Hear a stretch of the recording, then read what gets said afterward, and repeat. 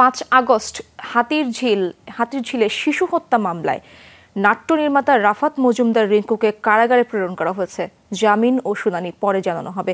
12 August Gulshan থানায় বেলাল নামক এক ব্যক্তি বাদী হয়ে মামলা করে। মঙ্গলবার দুপুরে রাজধানীর গুলশান থেকে নিয়ে যাওয়া হয় রাফাত মজুমদার রিঙ্কুকে। ভোর থেকেই নির্মাতার আটকের খবরে থানা প্রাঙ্গণে জড়ো হন নাটক সংশ্লিষ্টরা।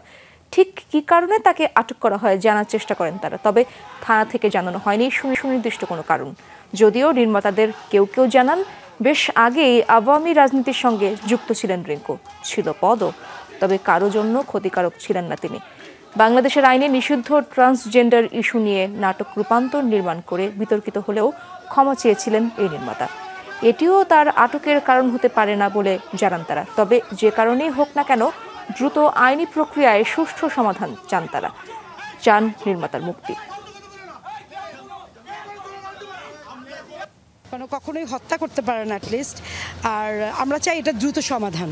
আমরা মুক্তি চাই এবং যে কোনো মূল্যে অবিলম্বে মুক্তি চাই। যদি ওনার বিরুদ্ধে সুনির্দিষ্ট কোনো অভিযোগ থাকে যেটা আমাদের রাষ্ট্রের জন্য, আমাদের সমাজের জন্য হুমকি, তাহলে ওনার শাস্তি হবে।